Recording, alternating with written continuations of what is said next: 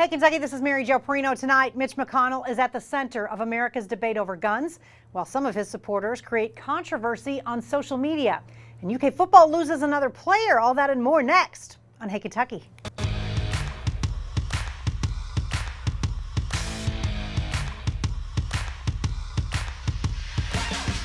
Welcome into Hey Kentucky, presented by Wendy's. I'm Mary Jo Perino alongside Chip Cosby tonight.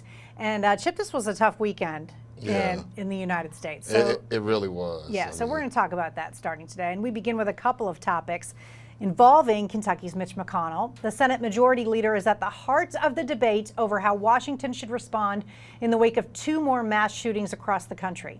Yesterday, President Trump addressed the nation and called on Congress to pass legislation to stop the tragedies. But protesters were outside McConnell's Louisville home last night, complaining that he's been a big part of keeping gun control legislation from moving forward. Reports say some of their rhetoric may have gotten out of hand, including references to hurting the senator. McConnell's campaign sent out a strongly worded tweet about the so-called angry mob. Meanwhile, Ohio Congressman Tim Ryan had this message for the senator. Mitch McConnell needs to get off his ass and do something. People are getting killed in the streets in America, and nobody's acting. Nobody. There's a bottleneck in the United States Senate. The House has sent a comprehensive background check bill that's supported by 80 to 90% of the American people. What the hell are we doing in the United States of America? I'm telling you, people are fed up. McConnell says he has spoken to Republican leaders in the Senate about how to follow through on the president's wishes. Chip, this didn't start with Trump or McConnell. Well, maybe McConnell's because he's been around for all these years. The mass shootings have been happening for years now. But to say today I went and talked to the Republican leadership about what we should do is so hypocritical. Right. This is something you should have done years ago. Right. And, I'm not anti-gun. I believe in the right to bear arms. But the problem is we need to have stricter regulations. So, guns are getting in the wrong people's hands at the wrong time. I don't know, whether it's, stricter background checks, mental health evaluations. If you've been convicted of a violent crime or a felony, you shouldn't have a gun. I think there should be some standard to where you say, no, you do not need to have a gun. And right now, I think it's just too easy. You're not going to get rid of them. You're not going to ban guns. There are too many out on the street, but we need to change how we do things with regards to access to guns. I don't know where the wires get so crossed that any of this legislation is trying to take away the Second Amendment. It just isn't. No, it's not. People think regulation means you're trying to take our guns. Yeah. No, we're not. No, not at all. All right, a couple of pictures that emerged from Fancy Farms' political picnic in Western Kentucky triggered more controversy surrounding McConnell. One of the pictures came from the senator's own campaign. Democratic challenger Amy McGrath criticized the photo showing her name and others displayed on gravestones. McGrath questioned the use of this morbid imagery after a weekend marked by two mass shootings that left dozens dead. Meanwhile, Alexandria Ocasio-Cortez called out McConnell over a viral photo that shows some young men in Team Mitch shirts with a life-size cutout of the New York Congresswoman. In the picture, one of the McConnell supporters has his hand near her neck, and another has his arm around her waist while gesturing as if he's kissing her. The McConnell campaign denounced the photo, and one of the young men appeared to apologize online. But Chip, this is the kind of stuff where we say, yeah, did Mitch McConnell ask these guys to do that? Probably not. But has he and President Trump made it acceptable for people to think they can do that? Absolutely. Yeah, that's like, you're blaming Trump. No, we're not. But here's the thing. With the rhetoric, you have set this climate where people, and the scary thing is these are young people that are doing this, that it's acceptable to exhibit racist behavior, sexist behavior. You're not directly responsible, but you have set the tone that makes people feel like that it's okay to do stuff like this. Well, and they are very quick to assign responsibility if it is like an extreme radical organization. Right? But they will not assign that same responsibility if it's a white supremacist group or someone even acting on their own, but in a hate-filled, racist manner. They say, well, we don't know all the motives. Yeah. Obviously, he was mentally ill, and that stuff I think attributes to that as well. And Trump actually came out and denounced white supremacy, which was for the first time. For the first time ever. So I think they're starting to realize, okay, this is getting out of hand. Maybe we need to do something, but it's just going to take more than rhetoric. But it's probably still more video games. Yeah. All right, turning to this year's governor's race. Legalized gambling once again emerging as an issue. Democratic challenger Andy Beshear has pushed for it as a way to fund the state's underfunded pension system.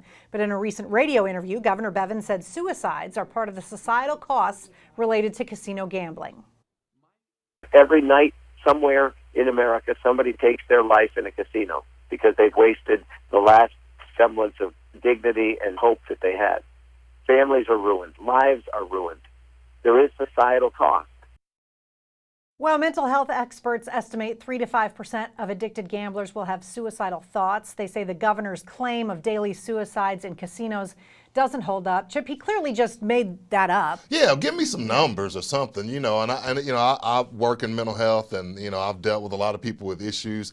I've had people that had gambling problems, but never to the point to I'm in such a hole I'm going to kill myself. Not to say that it doesn't happen, but again, I think he's just throwing stuff out there to go against legalized gambling, which I think is ridiculous. Right, and then backs up off of it and says, well, you're focusing on the wrong point. No, I mean, that's what you said. You made a pretty strong case for that, right? That people are doing it every night in casinos.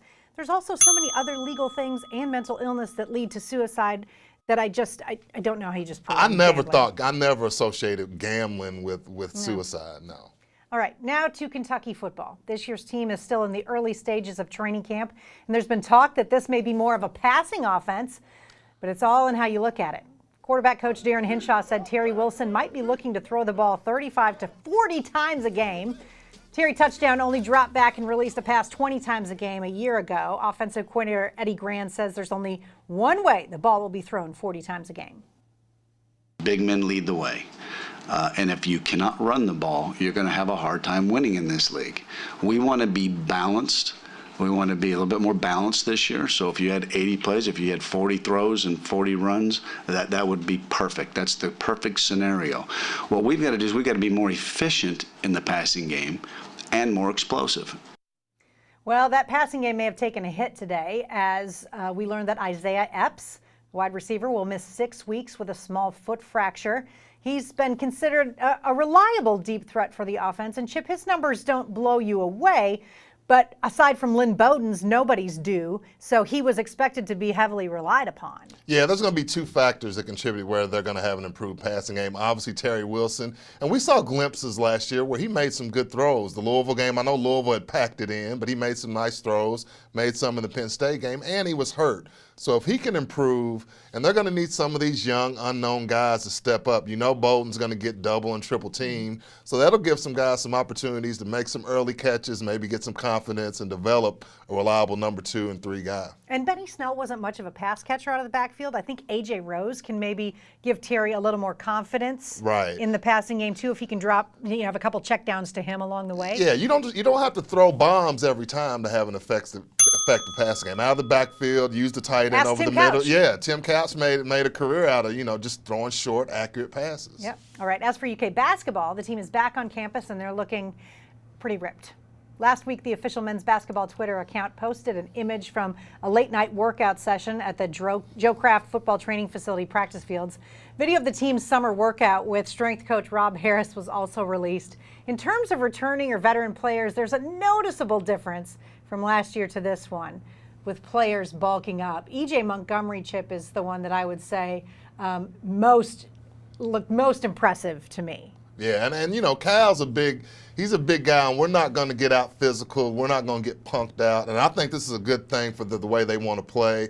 But even last year, when Tennessee came to Rupp, Kentucky pushed them around, and they weren't nearly this big. No. So if they can translate this to the court and make shots, I think it's going to serve them well this year. Listen, look at that. You can see the sinewy nature of their muscles. And Nate Sestina should stay on the football field. Oh man, he could be a tight end, but and this is team bonding too. When you work together and you see results in the off season together, I think it helps team chemistry as well. I agree. All right, up next on Hey Kentucky, the ladies of BBN get a first-hand look at Kentucky football. We'll take you inside a recent clinic that showed female fans the ropes. Stay with us.